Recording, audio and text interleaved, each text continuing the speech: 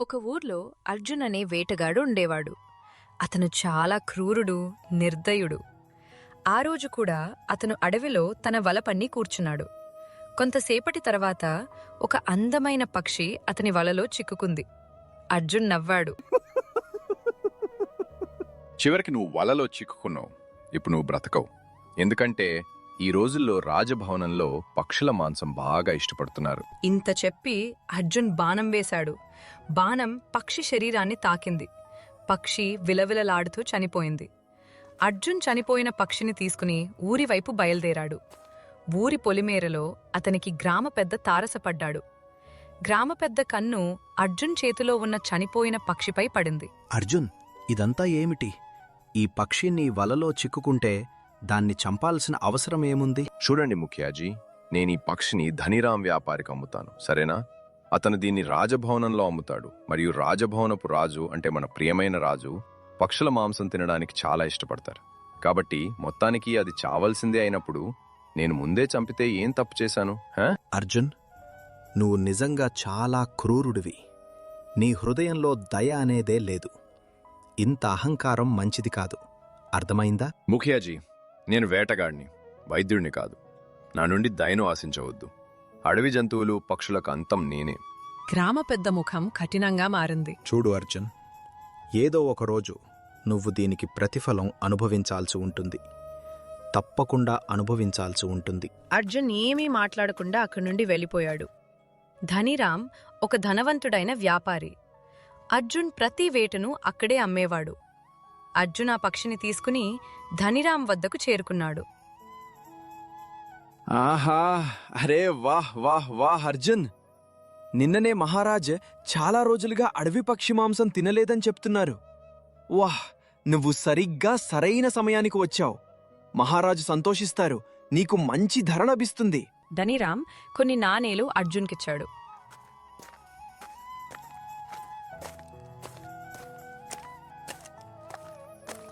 అర్జున్ సంతోషంగా ఇంటికి తిరిగి వచ్చాడు. అర్జున్ తన భార్య రాధ చేతిలో నాణేలు పెట్టాడు. తెలుసా రాధా, ఈరోజు మళ్ళీ గ్రామం పెద్ద ఉపదేశం ఇస్తున్నాడు. అదే జ్ఞానం మాటలు. పక్షిని చంపవద్దు, అలా చేయవద్దు. అదే సమయంలో వారి 10 ఏళ్ల కూతురు చంపా వచ్చింది. నాన్నగారు, ముఖియాజీ చెప్పేది నిజమే. మీరు వేటగాడే, కాని జంతువులను, పక్షులను చాలా దయ లేకుండా చంపుతారు. మీరలా చేయకూడదు. ఏ, అనవసరపు మాటలు మాట్లాడకు చంపా, నోర్ముయ్. అరే, నేను వేటాడకపోతే నీకేం తినిపిస్తాను? నా కుటుంబాన్ని ఎలా పోషిస్తాను? వేటాడటమే నా వృత్తి. అర్జున్ ఇది చెప్పి ఇంటి నుండి వెళ్ళిపోయాడు. రాధ కూతురు వైపు చూసి మౌనంగా ఉంది.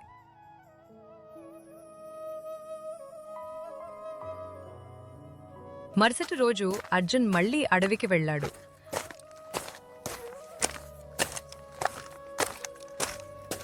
అతను వల పన్నాడు మరియు చాలాసేపు కూర్చున్నాడు. కాని ఆ రోజు అతని వలలో ఏ వేటా చిక్కలేదు. సాయంత్రం వరకు వేచి చూసి అతను నిరాశగా ఇంటికి తిరిగి వచ్చాడు. ఏమైంది? ఈరోజు మీ ముఖమంతా ఎందుకు విచారంగా ఉంది? ఏం చెప్పను రాధా, ఈరోజు మొదటిసారి ఇలా జరిగింది. నా వలలో ఒక్క వేట కూడా చిక్కలేదు. ఖాళీ చేతులతో తిరిగి రావాల్సి వచ్చింది. ఖాళీ చేతులతో తిరిగి వస్తే బాధపడాల్సిన అవసరం ఏముంది? రేపు తప్పకుండా ఏదో ఒక వేట చిక్కుతుంది.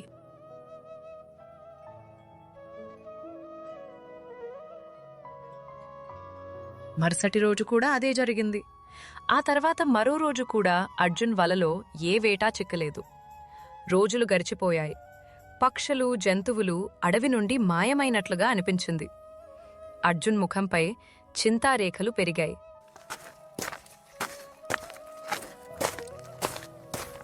అర్జున్ నిరాశగా తిరిగి వస్తున్నప్పుడు అతనికి ధనిరాం తారసపడ్డాడు. అరే అర్జున్ బాయ్, చాలా రోజులైంది. ఇప్పటి వరకు మంచి వేట ఏమీ తీసుకురాలేదా? ఏం చెప్పను ధనిరాంజీ, గత కొన్ని రోజులుగా నా వలలో ఒక్క వేట కూడా చిక్కడం లేదు. అసలు ఏం జరుగుతుందో అర్థం కావడం లేదు. అనిపిస్తుంది భయ్యా, నీ జాతకంలో ఏదో దోషం వచ్చింది. ఇప్పుడు నేను వేరే వేటగాడిని వెతకాలి. ఇంత చెప్పి ధనిరాం అక్కడి నుంచి వెళ్ళిపోయాడు. అర్జున్ నిశ్చేష్టుడై నిలబడిపోయాడు.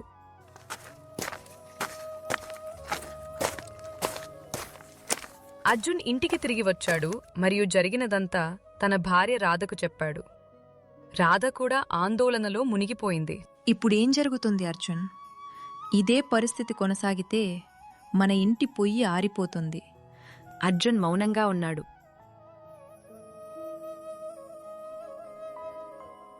మరుసటి రోజు అర్జున్ ఇంటి నుండి బయలుదేరబోతున్నాడు.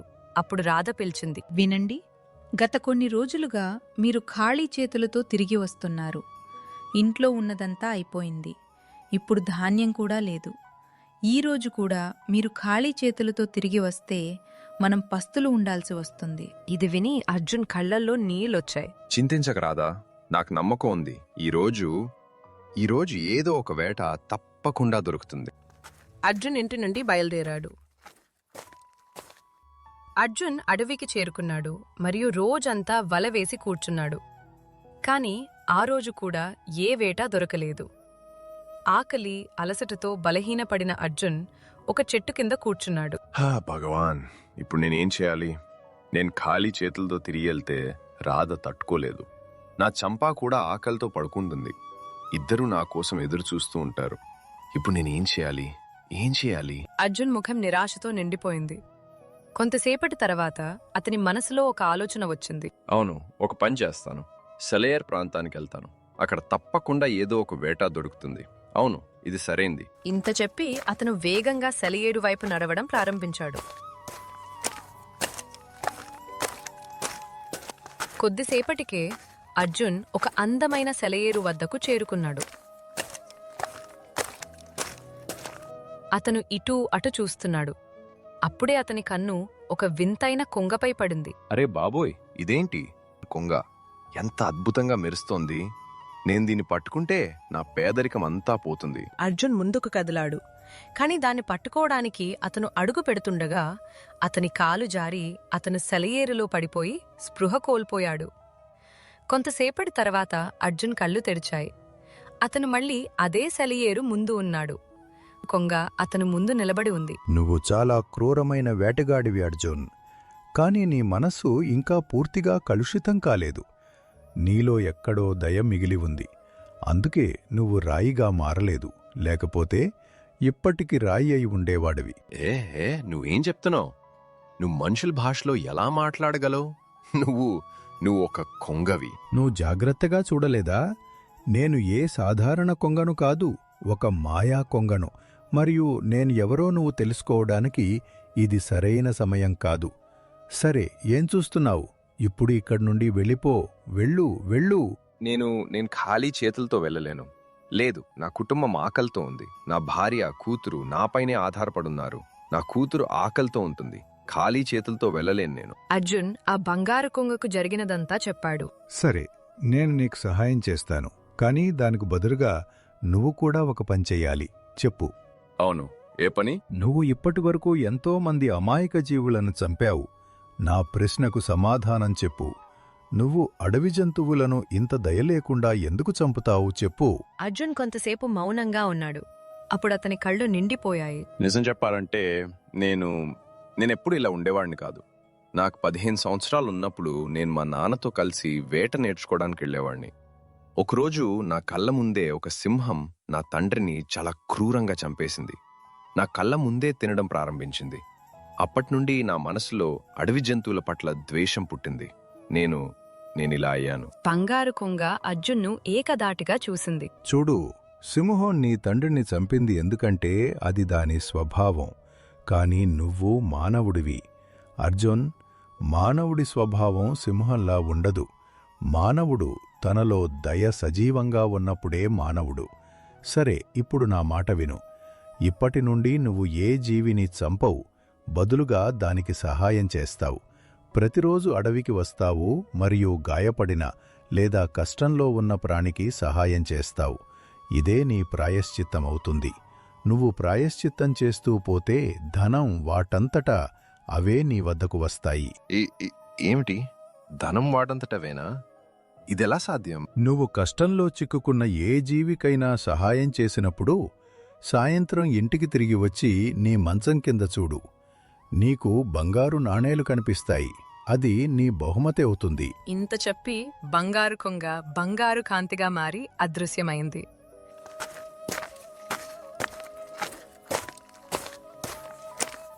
అర్జున్ ఇంటికి తిరిగి వెళ్ళబోతున్నాడు.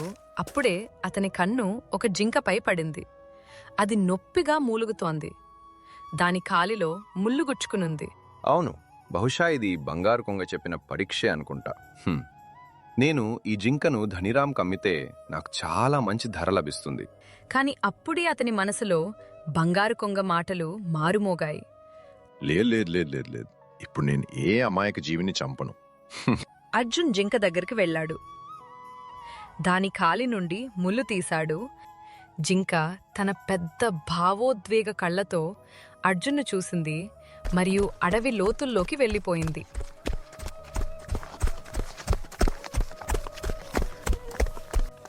అర్జున్ ఇంటికి తిరిగి వచ్చాడు.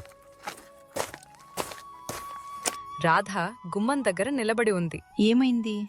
ఈ రోజేమైనా వేట దొరికిందా? లేదు రాధా, ఈరోజు కూడా ఏ వేట దొరకలేదు. కాని తెలుసా రాధా, ఈరోజు నేను ఒక గాయపడిన జింకకు సహాయం చేశాను. అర్జున్ జరిగినదంతా రాధకు చెప్పాడు. మంచం దగ్గర కూర్చున్నాడు. అదే సమయంలో అతని కన్ను మంచంపై పడింది. అక్కడ బంగారు నాణేలు మెరుస్తున్నాయి. అరే రాధా, ఈ చూడు, ఇవి బంగారు నాణేలు, ఇవి చూడు. అరే, ఇది ఎలా సాధ్యం? దీని అర్థం బంగారు కొంగ నిజం చెప్పింది. అప్పుడే చంప పరుగెత్తుకుంటూ వచ్చింది. ఆమె కళ్ళల్లో నీళ్లున్నాయి. నాన్నగారు, మీరు ప్రమాణం చేయండి. ఇప్పటి నుండి మీరు ఎప్పుడూ ఏ అడవి జంతువును వేటాడరు. అవును బిడ్డ, నేను నీకు మాటిస్తున్నా నా చంప. నేనికపై ఏ అమాయక జీవిని చంపను. ఈ రోజు నుండి నేను వేట కోసం అడవికి వెళ్ళను బిడ్డ. బదులుగా అడవి ప్రాణులకు సహాయం చేయడానికి వెళ్తాను.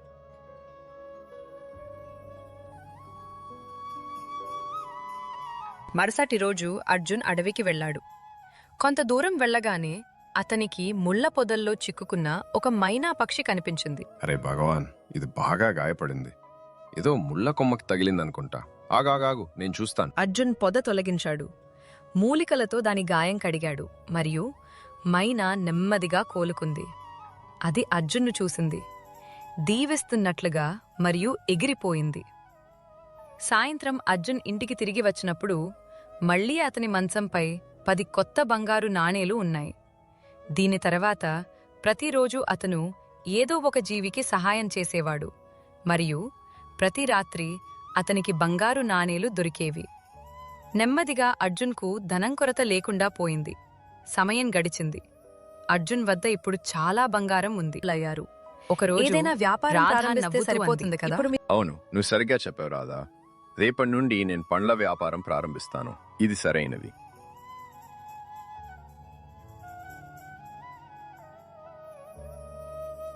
మరుసటి రోజు అర్జున్ పండ్ల వ్యాపారం ప్రారంభించాడు. అతను కష్టపడటం ప్రారంభించాడు మరియు అతని వ్యాపారం రోజురోజుకు పెరిగింది. ఒకరోజు గ్రామ పెద్ద అర్జున్ను బజార్లో చూశాడు. అరే అర్జున్, ఇదేమిటి బై? నువ్వు వేటగాడివి, ఈరోజు పండ్లు అమ్ముతున్నావు. ఈ విషయమేమిటి? ముఖ్యాజీ, ఇప్పుడు నేను ఏ జీవిని చంపడం లేదు. నేను ప్రమాణం చేశాను. ఇప్పటి నుండి కేవలం మంచి మాత్రమే చేస్తాను. అవును. అరే వాహ్ వాహ్ వాహ్ వాహ్, షబాష్! నీ మనసులో ఈ మార్పు చూసి నాకు సంతోషం కలిగింది. నువ్వు నిజమైన అర్థంలో అదృష్టవంతుడైన వేటగాడు అని పిలువబడటానికి అర్హుడివి. చాలా మంచిది, చాలా మంచిది.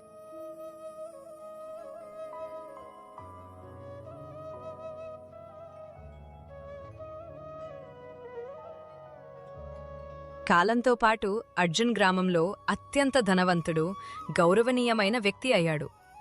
అర్జున్ విజయం గురించిన చర్చ గ్రామమంతా వ్యాపించింది.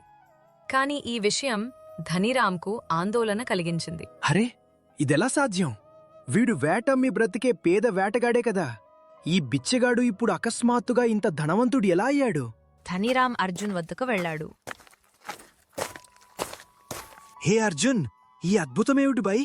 నువ్వు వేటు వదిలేసి కూడా రోజుకు రెట్టింపు, రాత్రికి 4 రెట్లు అభివృద్ధి చెందుతున్నావు. ఏ నిధి దొరికింది భయ్యా? ధనిరామ్జీ, ఇప్పుడు మీరు గౌరవనీయులు. అందుకే నేను మీ నుండి ఏమీ దాచను. నేను మీకంతా నిజం చెప్తాను. అర్జున్ ధనిరామ్కు సలయేరు బంగారు కొంగ కథ మొత్తం చెప్పాడు. ధనిరాం కళ్ళల్లో ఆశ మెరిసింది.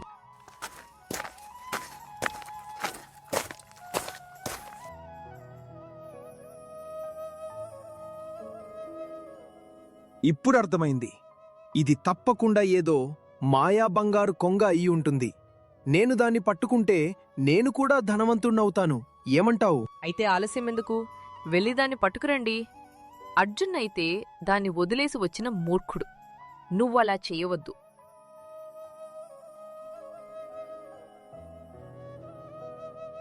మరుసటి రోజు ధనిరాం సెలయేరు వద్దకు చేరుకున్నాడు. అక్కడ అదే బంగారు కొంగ తిరుగుతోంది. ధనిరాం వల తీశాడు మరియు కొంగ వైపు విసిరాడు. కాని అతను అడుగు పెడుతుండగానే అతని కాలు జారి అతను సెలయేరులో పడిపోయాడు. అరెరెరే, ఇదేం జరుగుతోంది? భగవాన్, నా ఈ శరీరం ఇది రాయిగా మారుతోంది.